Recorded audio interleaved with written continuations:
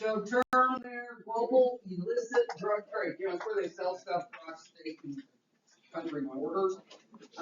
But it's a big part of what we're gonna be talking about simply because so much of the drugs that come into the United States are not necessarily grown here, or processed here, or even manufactured here. Yeah, distributed, sold, yeah, but drugs make their way all around the world. A old movie that's actually based on a true story, French Connection and French Connection 2.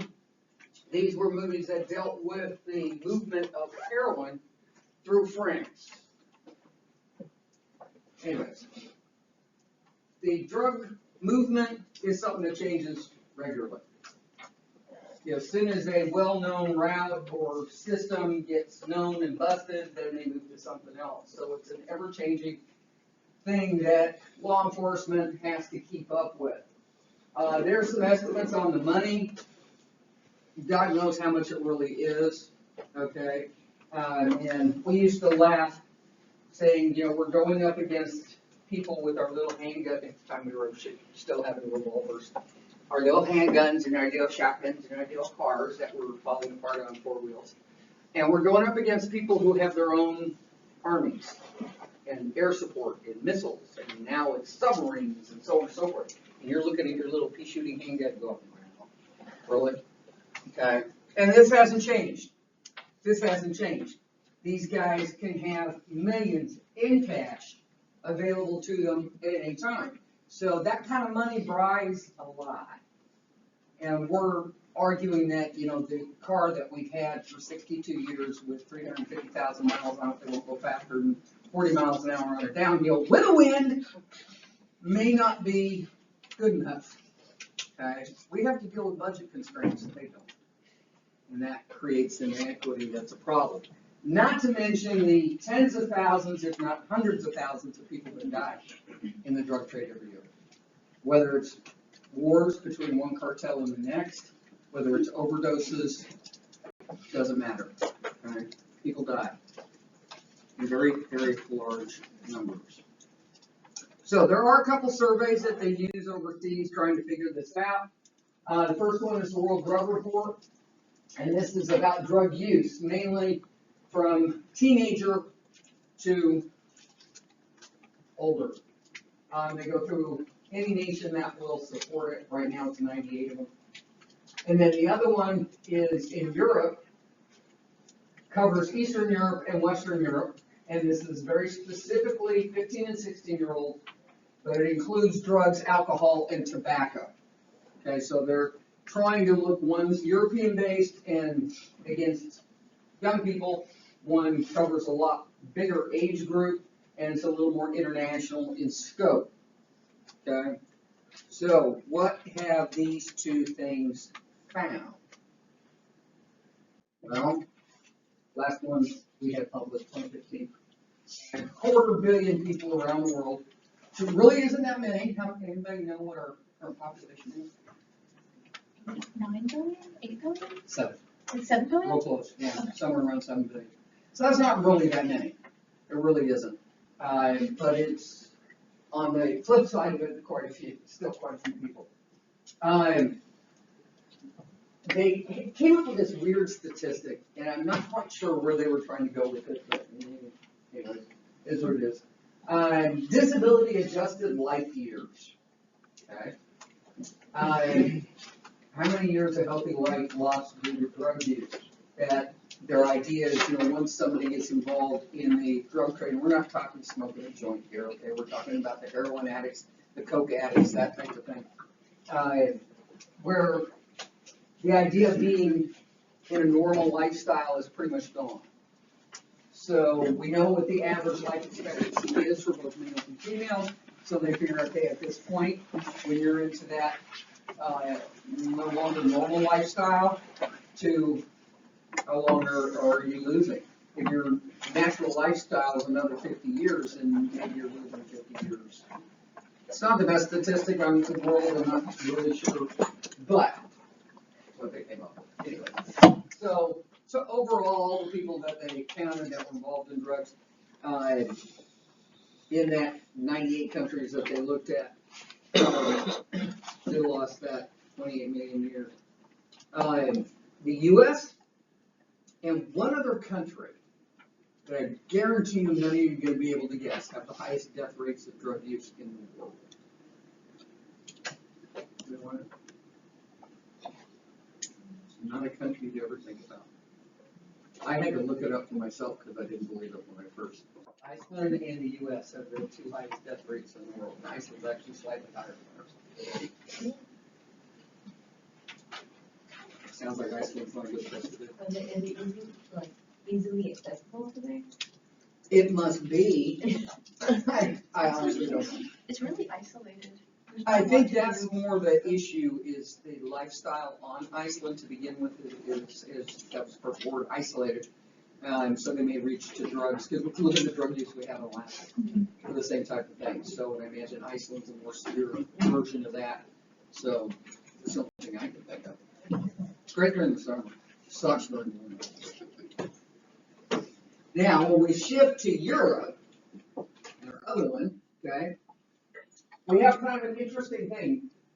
Our adolescents, remember the age range of 15, 16-year-old, are more likely to use drugs, but theirs are more likely to use cigarettes and alcohol. Now, I'm from Germany, so I'm over there all the time, and yeah, absolutely.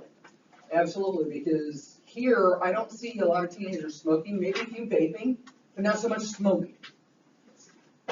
Over there, oh yeah. Okay, the high schools have smoking areas. We didn't even have smoking areas in our high school, because they busted if you did. So, it's a little bit different. The highest drug using in Europe is the Czech Republic. And the American teens are definitely the highest worldwide to use drugs. Serious statistic there. Now, one thing that is relatively new, again, we had psychedelic drugs, obviously. It was in the era of, peace, harmony, love, and like Far Out, okay? Hey, I still haven't given you. Anyways, so we had plenty of psych drugs. We had shrooms, we had acid, we had a whole bunch. But all of our psych drugs back then, which are still available now, of course, were natural drugs. They were not synthetics. Now we have synthetics, where they have made these. And they're coming out all over the place. The ones that they identified, the last time anybody counted, was in a 6-year period, 7-year period, over 700 of them. Oh, let's mix this with this and see what happens. And unfortunately, that's a big part of the drug trade.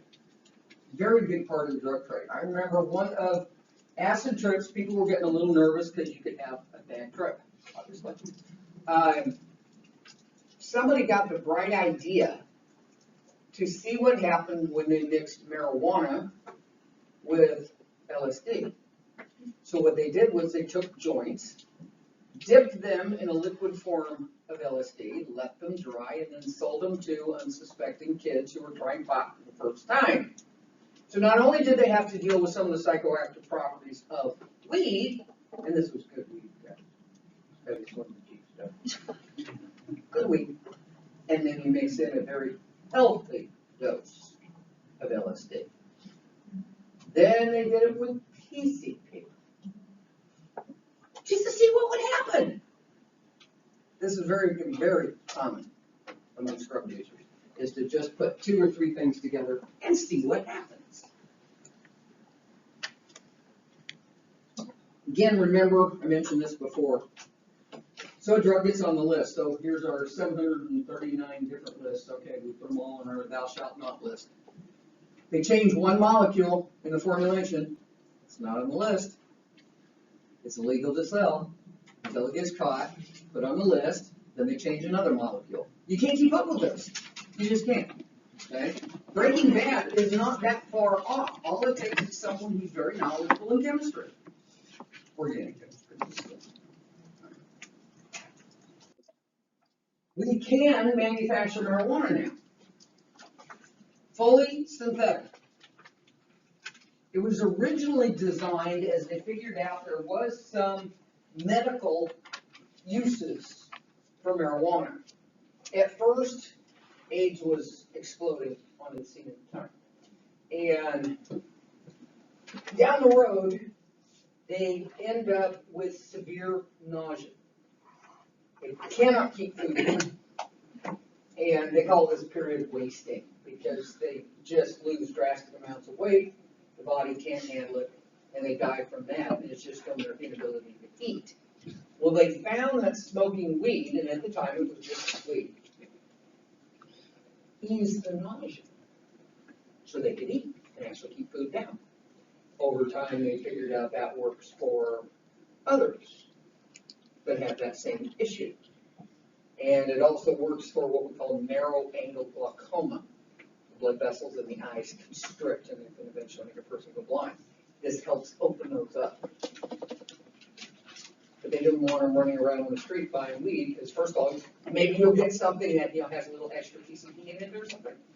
But also, what was it in the weed that was making it work? Once they identified it, you can manufacture it. So a lot of these medicinal marijuana products are synthetic. They're not from the actual plant, simply because they don't have to be. Okay. So, but this is that constant circle that we run into. We get a drug on the list, thou shalt not, change a molecule, it's okay, find it, get it on the list, and we just keep going over and over and over. Okay.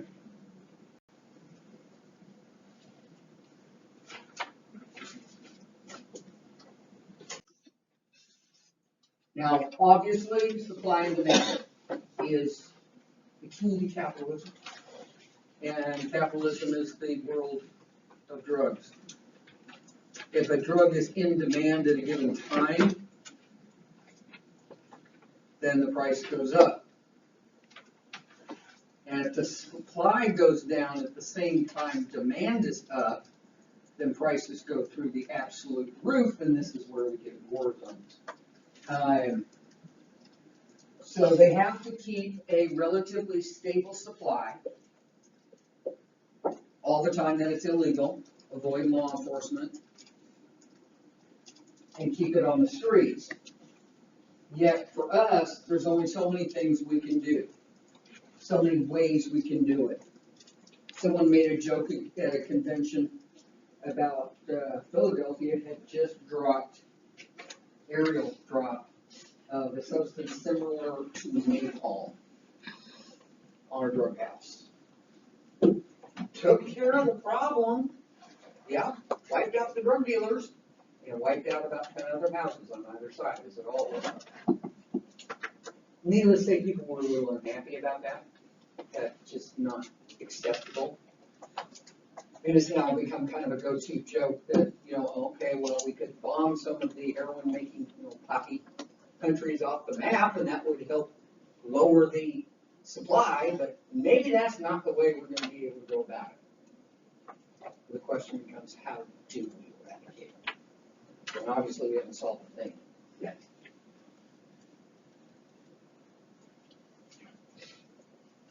So let's go to one common one, heroin. Opium poppies are where they come from. Very pretty flower, actually. Originally native to the Mediterranean area, Italy, Greece, and so on. Now it is no longer there. Came through France. This is the basis for that movie, The French Connection 1 and 2. Okay. It was grown elsewhere in Italy. The mafia moved it through French ports and on to their compatriots in New York. They had, I don't know if they bribed them, they never really released it, but some very high-level detectives that were involved in the drug interdiction for NYPD replaced the heroin in evidence lockers for sugar and other white powders. So at first glance, it still looks like a heroin package. and got it back out on the street. So at the time of the French Connection, the raw, unprocessed heroin came from Turkey, made its way eventually to France. Well, obviously that little operation blew up. They got caught. A lot of dead people, a lot of other people in jail. And the so-called French Connection would shift to Asia. The number one original transfer point was Marseille, it's a port in France. The stuff grows best in the warmer, wetter climate of Mediterranean. But they found a way to make it profitable in the drier, more arid regions, because there's plenty of warmth. They just had to get more water in there. Still working with both sides of the mafia. You got the Corsicans on the Italian side, American Mafia obviously on our side.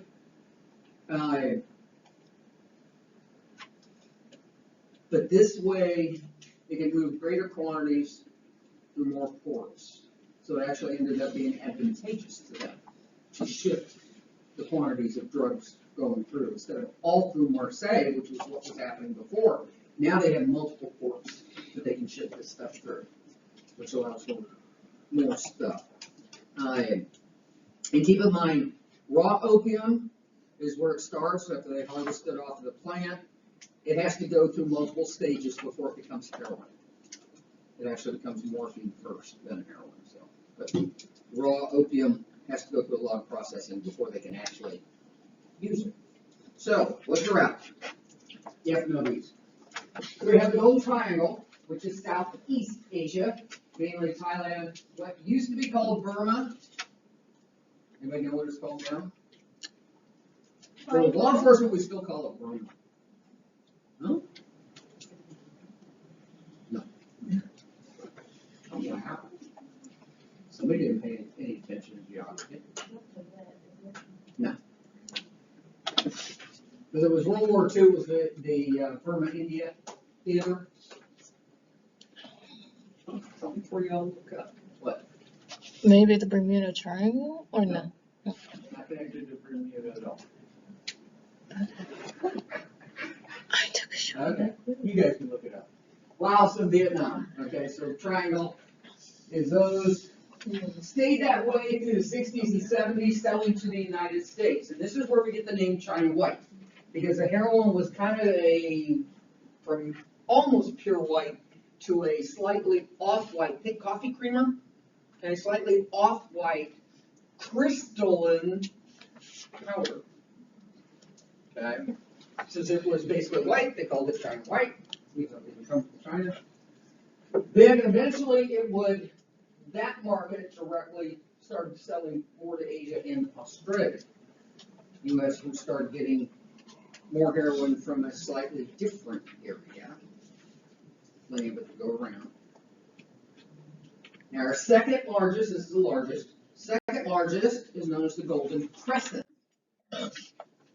Southwest Asia. So now we're talking Pakistan, Afghanistan is the number one supplier here. And they have the capacity, if they ever stop killing each other and ramp it up, they could supply the entire world with the amount of heroin that they want. Okay.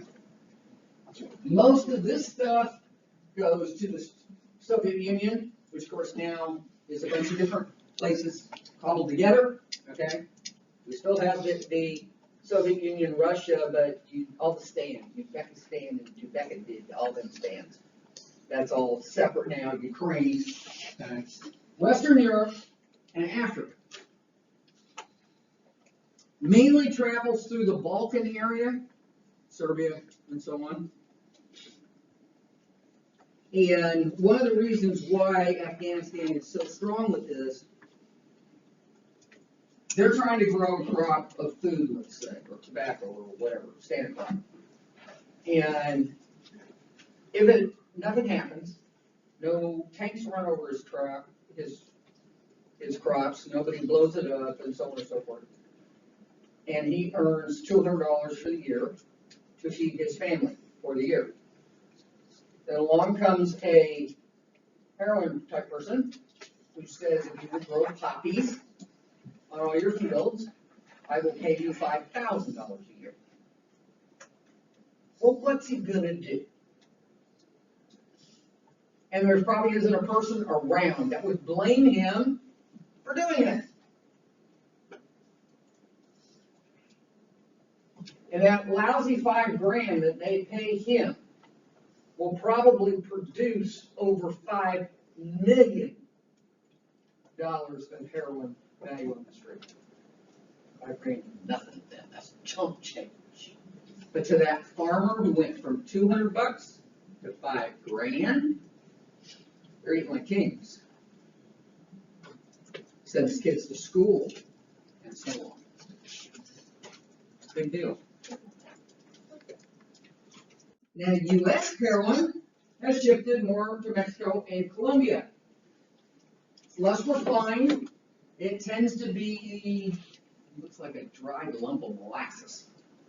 Brownish black, sometimes almost completely black, sometimes a lighter brown. So they call it black tar heroin, or the way it looks. It is potent, no issues there. It's just less refined. That's how they go with the white stuff. Okay? Most of this that they produce, we use. And they really don't sell much to anybody else. Yeah, a little bit here, there, everywhere, but the vast majority of what they sell comes here. And since it's cheaper, remember, less processing, so that means cheaper than the China white. Well, you could make more because you have to process it less, and you can sell more, and users can buy more. They're back to that lovely supply and demand. Okay, straight line economics. And Colombia produces a little bit. They're going to be more popular on the cocaine side of it than heroin. So China white is the fancier, higher dollar, more expensive, coming from overseas heroin. Mexico gives us our black tar heroin. It's also known on the street as a Tootsie Roll. Okay. Generally, when they bring heroin here, it's brought in as raw opium, and the processing is done here. Because we have more sophisticated labs that can process more in bulk. It's just harder to transport because now you're bringing in a full kilo of that raw opium instead of bringing in an envelope full of fully processed, ready to go heroin. So it's a little bit harder to deal with.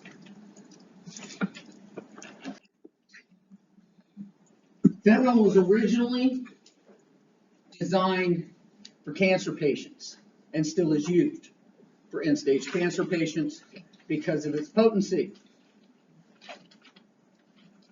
If any of you have been around an end-stage cancer patient, standard pain meds lose their ability to work anymore. So they had to come up with something stronger. Morphine wasn't working, and so on. And since all opioid-type drugs suppress the ability to breathe, it's not a matter of upping the dosage. Yeah, you can up the dosage, but okay, dead from not being able to breathe, yeah, okay, I guess you're out of pain, but that's kind of not the idea here. So fentanyl was the creation of trying to deal with the severe end-stage pain of things like cancer, and of course there's plenty of other things. And once the science was worked out, China went, we can make a lot of money off this, and started making it in mass amounts, knowing we had a sea of addicts here that would grab it with both hands. Again, pure, Malthusian economics. And made a fortune off it, and they're still making a fortune off it. Okay? Supremely addictive drug. Heroin takes about 3 doses before we start seeing tolerance and addiction. Fentanyl takes 1.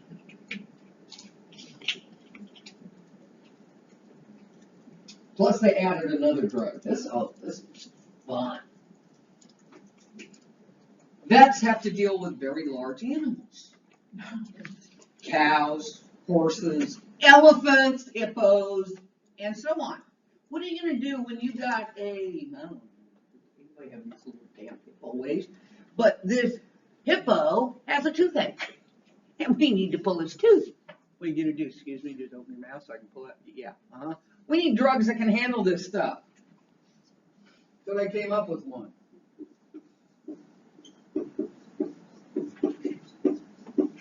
And I'm not sure if I spelled that right.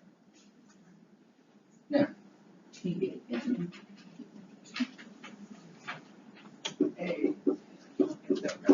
Carfentanil. It's a 100 times more potent than fentanyl. It was developed specifically for elephants that can weigh up to 25 tons. A hippo weighs like 3,300 pounds. Okay, So like, ton and a half, that's nothing. Versus the 25-ton elephant. And they're taking this crap How much more potent was it? What'd you say? 100 times. Okay, that- 100. And people are taking this stuff. Are you freaking kidding me? There is no microdose small enough for a lousy 150-pound human.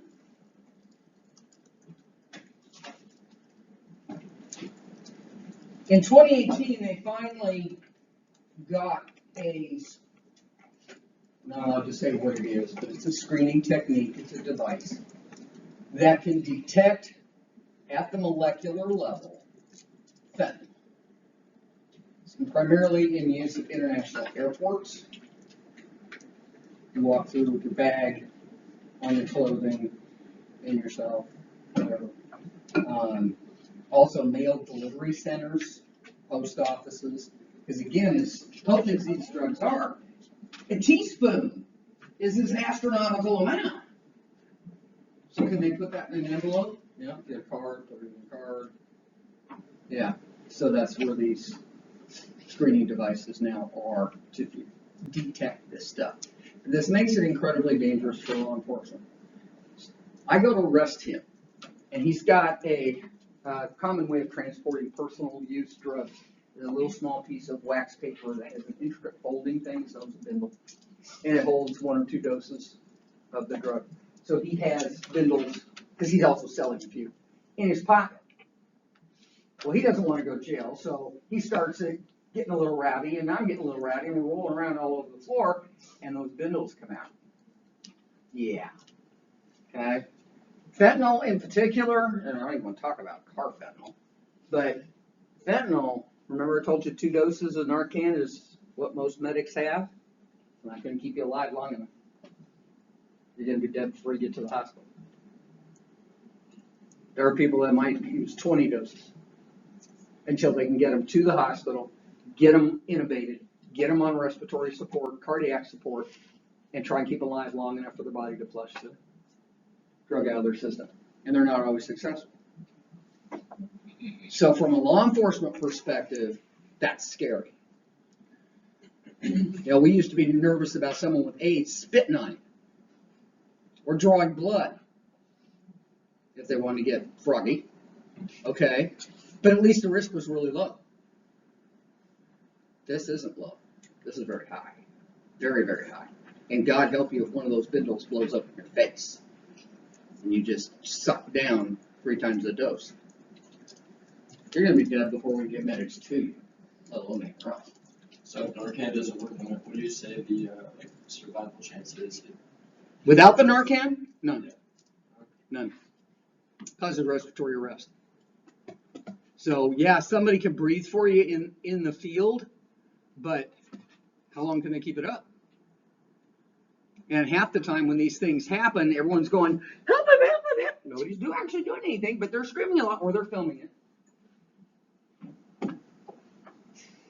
We get these videos all the time where someone will say, you know, I just watched this. And they're watching a person die.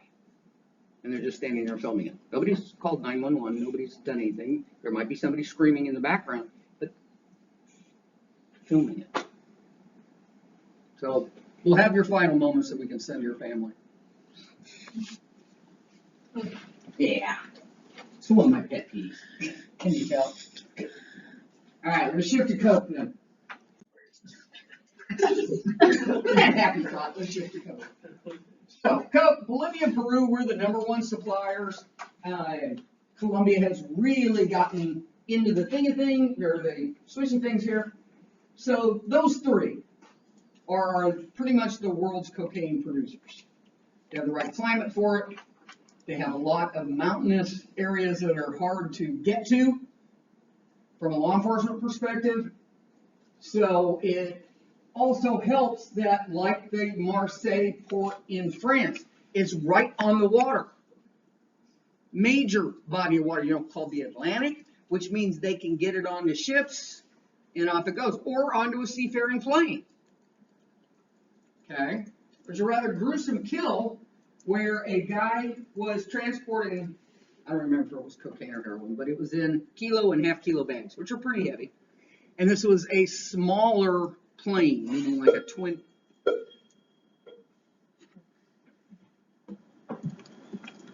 Attention. Attention. F-U. God, I hate that. Anyways, he's flying along. It's a twin engine, not a little single engine Cessna, but a twin. And he's flying from somewhere South America, down one of these deserted airstrips, and he's going to deliver this stuff to Florida, to Miami.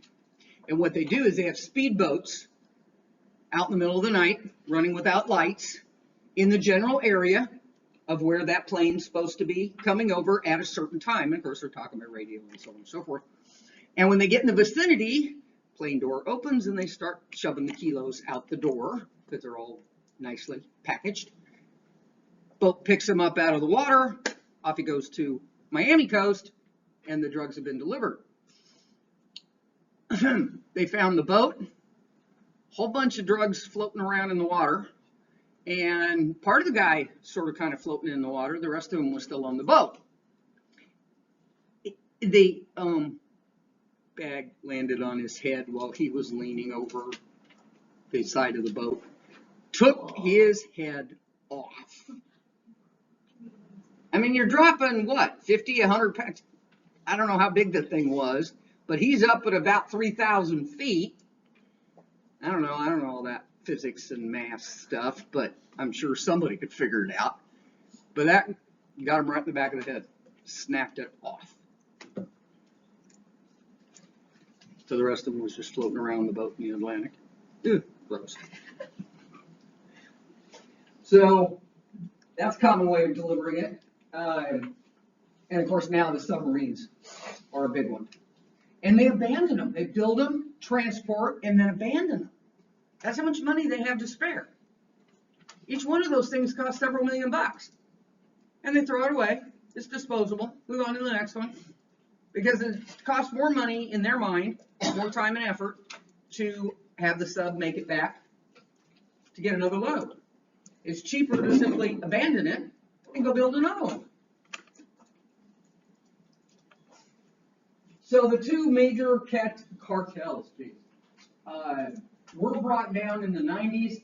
If anyone thinks that that stopped cocaine production and distribution and sales, I've got the great bridge in Arizona that shows you the Atlantic that I'll sell to you. Okay. Yeah, we took down 2. And 75 cropped up. We haven't really even slowed them down. They will use cargo ships, the submarines I already mentioned, speedboats. I didn't know this till a family member got involved in it. They have these boats that they race, and these are ocean-going boats. These are not, little bitty things. They're monster size. And they can cross the Atlantic in about 8 hours. And there's a lot of room in that boat. One I knew about a long time ago is they transport it in horses. A female horse has the same anatomy as most other females, which means there's a large cavity inside that they can put drugs in. So they ship the horses from wherever it is they're shipping the drugs. It started with heroin, now they're doing it with cocaine as well. And this is all raw, unprocessed stuff. And it's sealed up in small, like, think softball size. And they're placed inside the horse and then retrieved when the horse arrives at whatever destination. And at first, who's thinking about horse? They're coming over for a competition. They've been sold over here or something like this. It was happening here in Texas with a rather famous oilman up there in North Texas by me, a guy by the name of Rex. Does that strike a bell with anyone? No? He had made deals with Mexican cartels to ship weed and other drugs as they were racing horses. They were racing them in Mexico and then racing them here in Texas and so on and so forth. And there was a whole lot of drugs that made their way in the horse trailers, in the horses, and so on. Okay. Every time I would go to horse shows when I was living in Southern California, and I go to horse shows down in the San Diego area, we have to come back through the checkpoint. We need to go through your trailer. Okay. You might get peed or pooped on, but knock yourself out. No, I'm not unloading my horses in the middle of the freeway, but you're welcome to go in there. And they would. They would.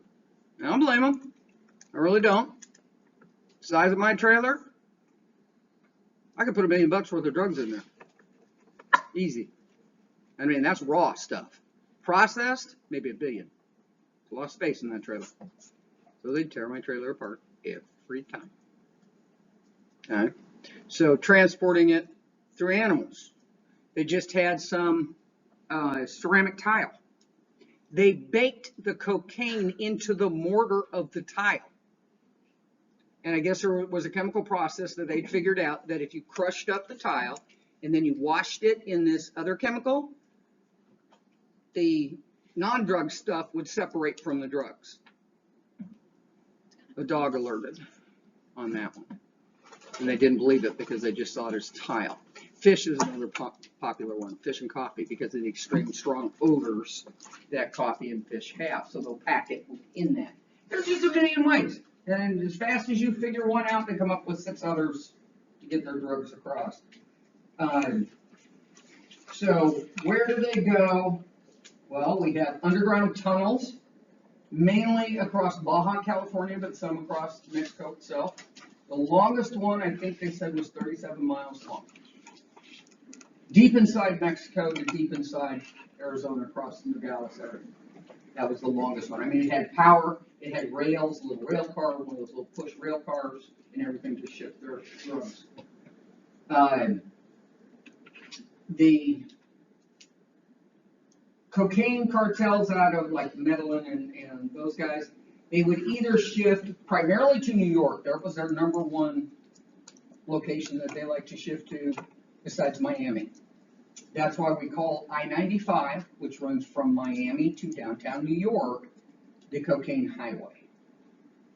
Because 90% of the drugs that are in New York come through Miami to the I-95 market. Okay. And just so you know, the 45 is one of the biggest transporters of drugs here. So they come into Galveston and make their way up. So it starts with that. Cocoa shrubs, they do best high altitude. Well, we got the Andes and all these great mountains in that area. Okay. Rainforest type climate.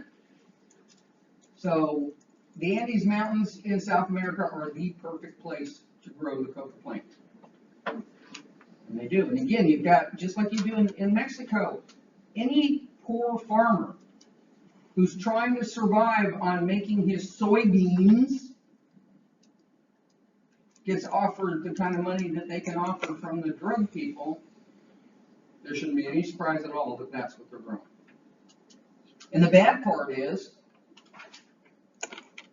when I go eradicate that crop, am I hurting the cartel? No, not the slightest. Not the slightest. But I am ruining that farmer. So you run into a moral dilemma. Okay, I know where this guy's field is and I can eradicate it, but am I going to dent the drug production? Not in the damn slightest. But that family's going to starve to death. Now I'm struggling with that one. the one that they run into all the time. So, pot, weed, Mary Jane. What about whenever they don't have like an option, like the crypto clubs and like you have to do this? Generally, nobody prosecutes farmers. They really don't. It's kind of a wasted effort. So no, I'm not that I know about, unless some country might do it as, make it a point type of thing. We don't. I know from that perspective. We're more interested in the person who's growing weed on his apartment balcony. Do I lie? Okay, they're running around trying to bust some dude because he's got a marijuana plant on his balcony or whatever. We have bigger fish to fry. Besides enjoying it for my grandma. But anyway. Which is of course, 99% of the marijuana comes from Mexico, other than what we grow ourselves. Usually small loads, all over the place. Now those tunnels, as of 2016, which is the last time I know anybody counted, they had found 225 different tunnels. So, they're pretty prolific at this. Now, obviously, marijuana's landscape is changing because we're seeing a whole bunch, even the decriminalization started while I was still in patrol. Because we went from a misdemeanor possession, we measured marijuana in standard baggie. We called it a 1, 2, or 3 finger baggie. It had this much, if you put your finger up against the baggie and it didn't go above your finger, that's a 1 finger baggie. 2 finger baggie, that's a felony. 2 finger, 3 finger, and so on. At 2 fingers, it was beyond personal use. 3 fingers, it was possession for sale. So that took you up to the heavier felonies. Well, while I was still in patrol, it went all the way down to just a ticket, an infraction. Personal use, you got a roach, you got a joint. Okay, fine. So here's your ticket and go about your business. Which that's pretty much everyone anymore has gone at least to that, where it's been decriminalized. Even if they haven't changed the laws, what they've done is told their officers to not go after that. Don't worry about it. Some kid's got a joint. That's just not worth our time. Don't even go there. And of course, there's plenty that have legalized it, where it's 100% legal. Doesn't mean you can necessarily sell it. And some is legal to possess and use, but not to sell. Others is legal to possess, sale, and so on. It just depends. Some are still fighting it. Medical marijuana only, that type of thing. But for the most part, the trend is to, at the very least, decriminalized. And more likely going to see this, even in my lifetime, we'll see it fully legalized. Other drugs, maybe not, but marijuana, I can see that going. And now, again, for comparison purposes, and I checked, one just died. The other one's still alive. 2 men, both were sentenced to death. One in Alabama and one in Georgia. The one in Georgia is the one that's still alive. They were sentenced to death for possession for sale of marijuana. Mm-hmm. When you talk about the devil's lettuce and various other choice names we had for marijuana in the 50s and 60s, you watch some of these movies back then, oh my God, they had this thing where they would fry a brain in a frying pan, and oh my God, how everybody was going to die because they walked near a joint. But back then, possession for sale was a minimum felony carrying 25 years to life. And when you moved up the scale to, like the kilo type quantity here, distributing, I'll get that word out. That's where you had in some states, and Georgia and Alabama definitely had it, you could face the death penalty. And when you've got a jury full of older people, think my age jury for you guys, oh my God. This person needs to die because he's going to kill all our kids and he's going to kill all you, blah, blah, blah, blah. So they're sentenced to die. One, I think it was 63, the other was 65. If I remember correctly, I could be wrong on that. Of course, Furman comes along in 72, which took him off the death list, but it still got commuted just to life without. the possibility of parole. Took a while for that even to change. By now, both men had been in jail for more than 50 years. I got a feeling neither one of them wanted out at that point. They're thoroughly institutionalized. They have no idea what the world is like. They're comfortable. Like I said, the one just died. He was in his 90s. The other one the same age. I keep track just because for you guys, for us it wasn't that abnormal. Not at that time. Absolutely not at that time. But now the thought that someone actually went to jail facing death and then life without the possibility of parole for pot, for marijuana. Most of the others have been commuted and out. Quite a few people got sentenced for life. That wasn't that unusual. Not that many got death, but quite a few got life just for possession of pot. Granted, large quantities. I'm not saying they had a few joints, but nonetheless. For you guys, can you even contemplate that? Half the time you guys can't contemplate somebody going to jail for life with the possession of the heavier drugs, let alone pot. It's like someone going to jail for life possession of alcohol.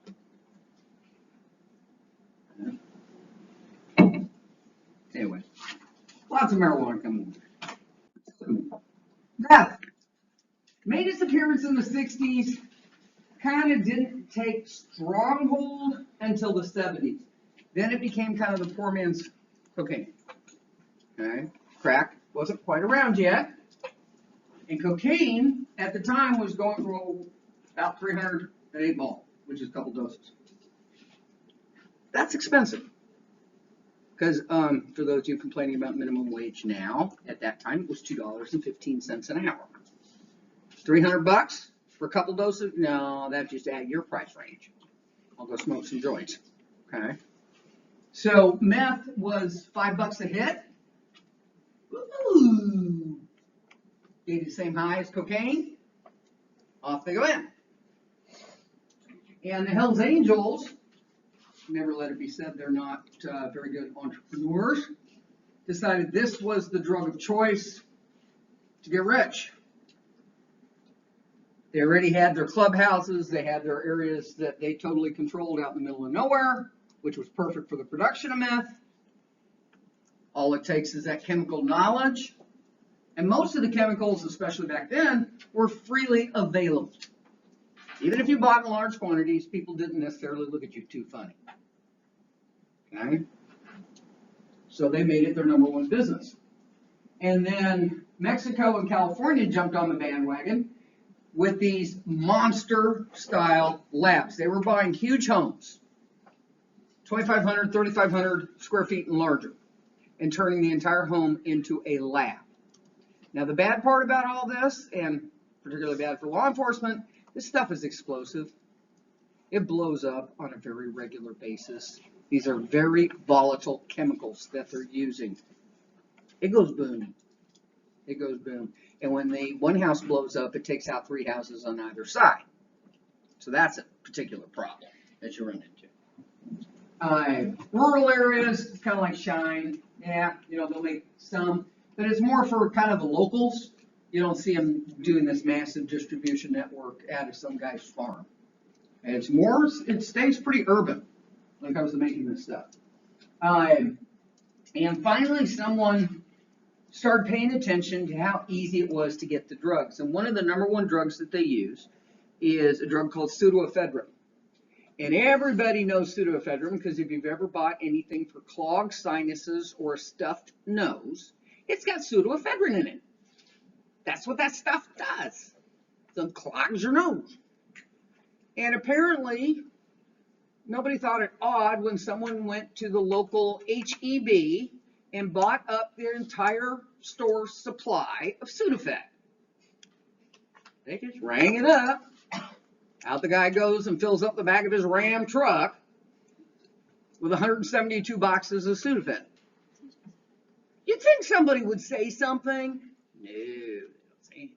So that's why now you just get to live with a stuffed nose because you got to go to the pharmacy counter and they hide it back there with the rubbers. I don't know why they hide rubbers, but they do. So, could I have it, and you didn't put it in the river, thank you. Just give me the damn Sudafed. Okay, really? And you're allowed to buy 1 box. And they'll track you if you go to multiple boxes. Yeah, they have to check your ID, you have to be over 18. Yep. Okay, so you can't unplug your nose anymore. Anyways. So, and this is because of the Methamphetamine Epidemic Act, where they restricted pseudoephedrine. Didn't restrict any of the other drugs, they can still buy those in 5-gallon jugs. None of which are useful to the average human being. But they restrict the one that we do use. Sometimes our policies make no sense. Anyways, most of it still comes from Mexico outside the Hells Angels. And they also control the meth behind bars. And they control that with an iron fist. Absolutely, positively. If you want meth behind bars, you're getting it from one of the HA guys.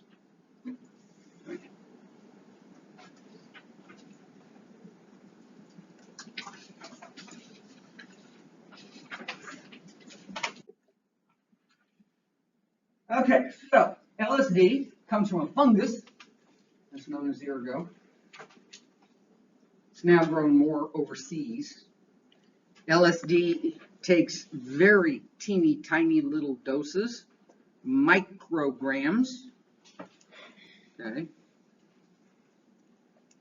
Most local labs you're going to find in California, mainly because that's where it was kind of a hotbed of use for the longest time. Very commonly transported by mail. Again, in that birthday card or something like that, there will be a sheet of what looks like stamps with perforated edges and all. The thing that should catch your eye is, 1, they're smaller than normal stamps, and 2, it's very common that they have pictures of Mickey Mouse on them. Each one of those little squares is a dose. So when I want to mail an LSD dose to my friend doing time, I put that stamp underneath the real stamp. He gets his mail, peels off the stamp, ooh, there's his dose. Okay? And it's so tiny you can't even feel it. It's clear, it's odorless, it will dissolve in water. So it's very, very difficult to track. They used to, we don't have this anymore. I don't know if any of you guys are even old enough to remember this. Film type cameras. Your film came in that little jar, okay? It was a great way to transport things, was in those little film containers. And we would tell people, if you're taking prescriptions overseas, take the label off of your prescription bottle, put it on the film container and seal it in there, because it actually sealed better inside there. But that was a common one that they used. Even clothing, you could sew a huge amount of doses into the hem of a t-shirt, okay? And you're not going to feel it in the clothing. Okay? It's that small. And some of them, Grateful Dead was particularly known for this and got into some serious trouble with it. They were paid by local LSD traffickers for permission to sell during their concerts to the crowd. Yeah. There were some strong ideas that Alice Cooper did that too.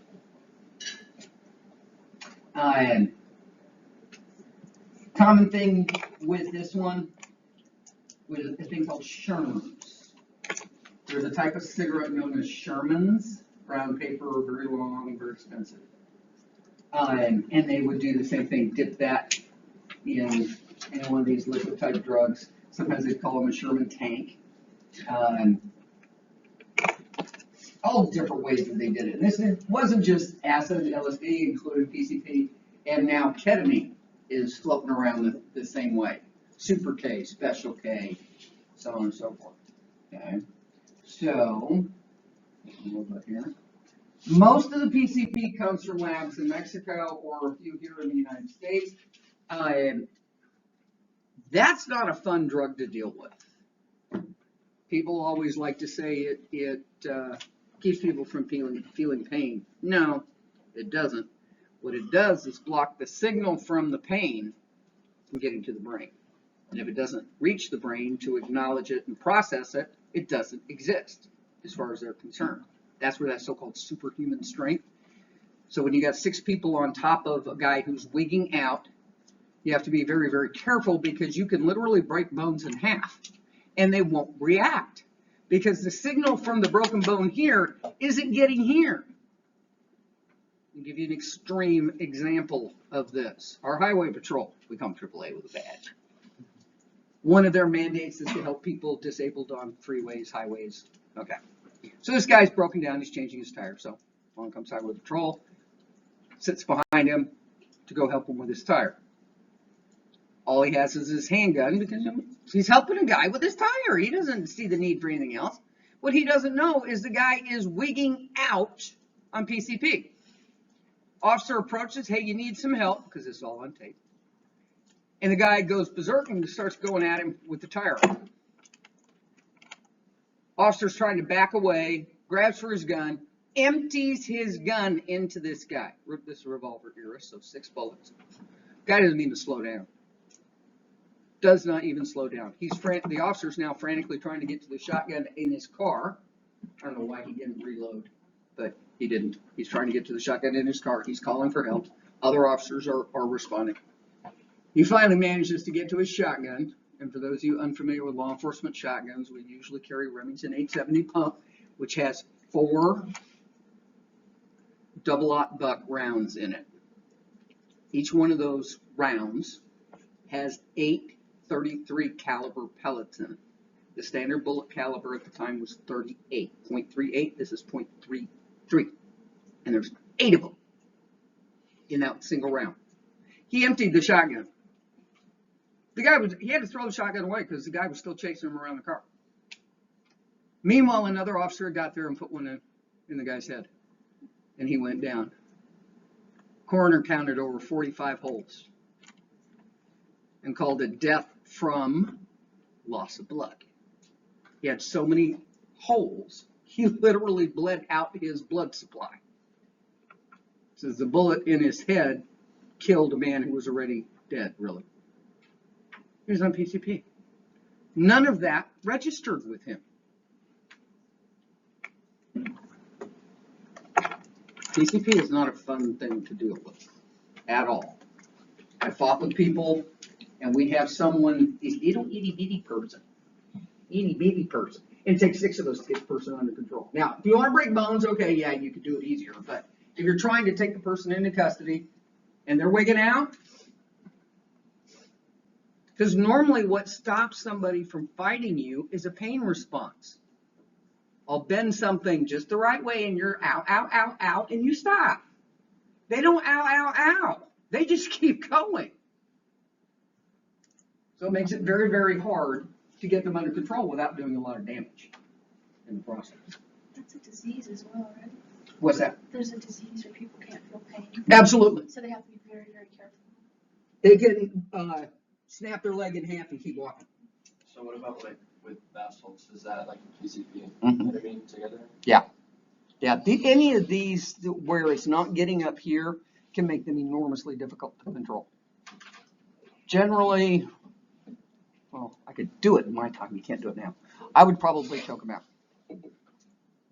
I'd flat take on that control and just shut the brain down and then get them that way. Because I'm doing the least amount of damage. I mean, we had one, there was 5 of us on top of this guy. No, make it worse. He's naked and he's sweating.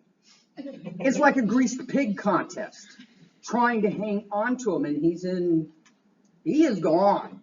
And we are flopping around in the middle of the street like some county fair greased pig contest. We could not get him under control. Medics got there and slammed him with something.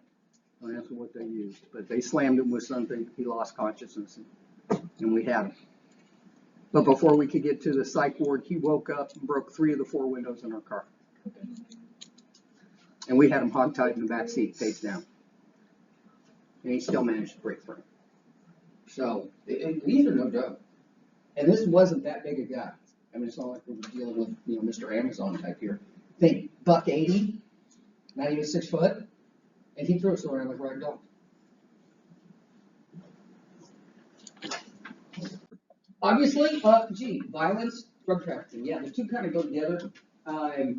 So the more we have tried to exert pressure and control, back to those farmers things, it just doesn't necessarily react well, because they have more money. They're there. So if you want to get violence, you mentioned that. If a farmer has got the cartel holding a gun to his head on one side, and then us going over here don't do that, okay? And they don't care how many people they kill, because there's plenty more where that came from. So I kill 6 today, there's 12 more I can use tomorrow. There's no shortage. So that's another part of the issue. Now, as far as bottom line drugs coming here, 90% of them are gonna pipeline through Mexico. They may be produced all over the world, but the easiest border to get across is the Mexican border. Much more difficult in Canada. They don't have to deal with the water of, the California coast or the Oregon coast or Florida coast, just coming straight across the land border of Mexico. So they produce and distribute their own, but they're that transit point for drugs that are coming from all over the world. And the worst part is all the drug cartels that are down there. And I've lost count how many different ones there are. They're not just killing people trying to stop their business, they're killing each other and anybody who happens to be walking down the street at the wrong time. You look at some of these videos where they had a shootout on some street, and it happened to be an afternoon where, moms and kids are out shopping and whatnot, and they have simply mowed down everybody in an attempt to get to the 2 guys in that Suburban. Well, they got the 2 guys, but they got 32 others. Oh, well, ain't no big deal. Move on. Okay. So, the ones that had nothing to do with drugs. 65,000 people in a very short period of time. They can't dig the graves fast enough. And the weapons that they have, again, you're sitting there with your delineation. Wowie deli. Oh, now we got a SIG. Okay, my SIG's got 14 bullets in it. Whoop-de-doo. That guy's sitting there with an AK, drum magazine, 100 rounds. I got my deal. That's okay, I'll just go over here. Okay? Not to mention, maybe they have military jets, and missiles, and tanks, military term, light anti-tank weapons, shoulder missiles, 50 cals. And there we are with our little handgun. Okay? That's what you feel like, honestly, when you're going up against this. Okay?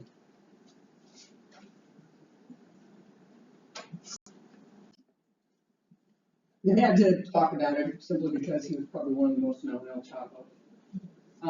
He was head of the Sinaloa cartel for quite some time. His real name, Joaquin Guzman.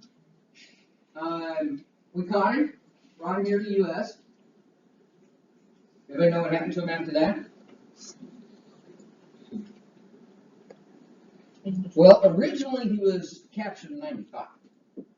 Okay, his reign was long. And he escaped. And while he was out, he escaped in 01. From 01 to 2014, that was his major effort, and that's why we point to him. He was the one who consolidated the cartels, that they had a common enemy. And he ruled with an iron fist, make no mistake. So he gets captured in 2014, put into a Mexican maximum security jail. He was even there a year, went out in 2015. We joined the hunt, got him in 2016, didn't go to trial until 2018, and then finally convicted in 2019. But did that stop anything? No, it didn't, unfortunately. And sometimes it's kind of the devil, sometimes there'll be someone, and he's one that they have an iron control over their own people, which helps keep some of the violence down.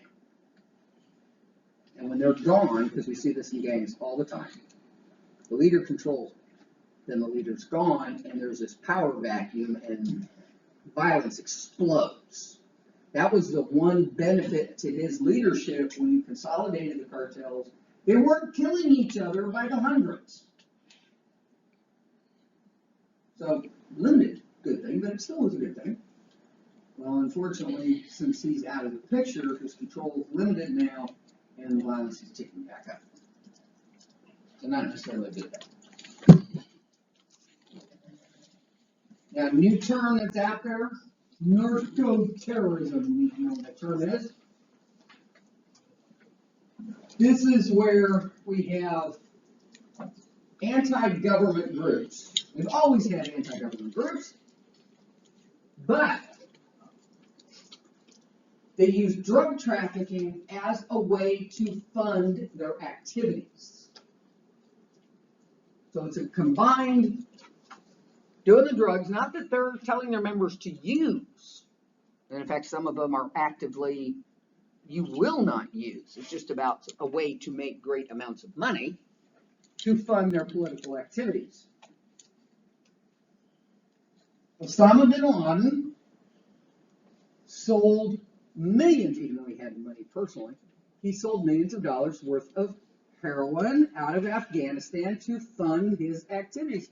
Funding 9/11 was not something you took out of your petty cash.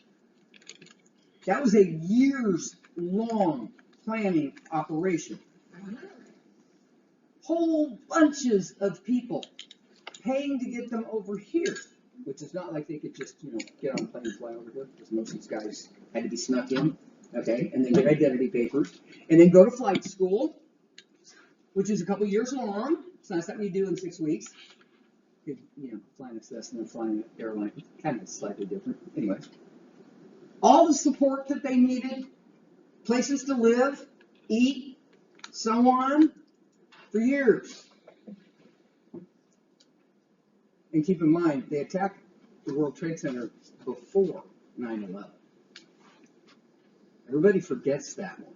They put a bomb in the parking lot, the parking garage, underneath the World Trade Center. That's where they learned that a standard bomb was not going to bring the towers down.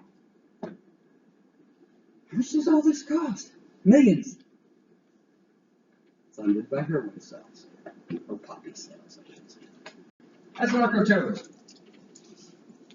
Drugs simply are there to fund other activities. So, Taliban is generally funded by it. Supposedly, this is what's a crack up. They announced this ban on cultivation because Allah does not allow the use of intoxicants. Okay, he's not wrong. If you read the Quran, it says that. Okay. Was that really likely? No. Remember who's a big supplier of raw opium? They weren't making enough money. He wanted to raise the price of the raw. So, straight economics here. Limit the supply, price goes up. Okay? But he still said, that down. Colombia, well, Clinton gave money to the Colombian government, as did the Bush administration. Didn't work at all. We made some movies about it that showed just how ugly some of it got. FARC is they call themselves a revolutionary group. They have been designated by most of the world as a terrorist group in our book direction. But their whole thing was originally kind of a social movement to represent those Colombian farmers, the people without money, to have some sort of a voice in everyone using them as pawns. The drug organizations were using them, the governments were using them, they had no control over their lives. And these guys were claiming at first that what their formation was all about was simply to help them out. Needless to say, they figured out, like so many others, how much money one could make from drugs, and have kind of been using it to fund their activities. So I guess that kind of makes them narco-terrorists as well. And then last, there it is, Transnational narcoterrorism. These are ones that bounce around the world. They don't care who they're dealing with. If I can buy the best poppy and opium from Afghanistan, okay, and then I'll sell it to whoever pays me the highest price. It's that simple. It's all about the money. All about the money. And who dies along the way, who gets killed along the way, is not a concern. Green is the only color they are concerned about. Okay. And Al-Qaeda has expressed quite a bit of interest in the Colombian drug trade as a way to raise some more money. And Hezbollah is another one that participates in cocaine trafficking. So it all comes back to narco-terrorism. They are funding their activities elsewhere. Because to do a lot of the things to do, granted 9/11 was kind of the big whoopee there, but a lot of the activities that they do are not cheap. When you're funding these guys, funding their equipment and intelligence and all the stuff that goes along with it to plan whatever it is that they're planning to do is not cheap. Especially since so much of it has to be done kind of underground and off the record. So it takes a lot of money. Whole lot of money. Well, where's the easiest way to make money? As so many college students have found out the hard way, trying to pay tuition. Tuition's going up. And making that choice, do I pay my next month's rent? Or do I save that money for next semester's tuition? I can't work any more hours because I'm already working, 40 hours a week and trying to go to school full time and take care of my sister's kid and every other thing that college students are doing. So let's fund it a relatively simple way. I'm just going to sell a little bit of weed just to give me that little bit to get me to pay my rent or buy some extra food or pay my internet bill so I can do my assignments or whatever. You don't think that happened?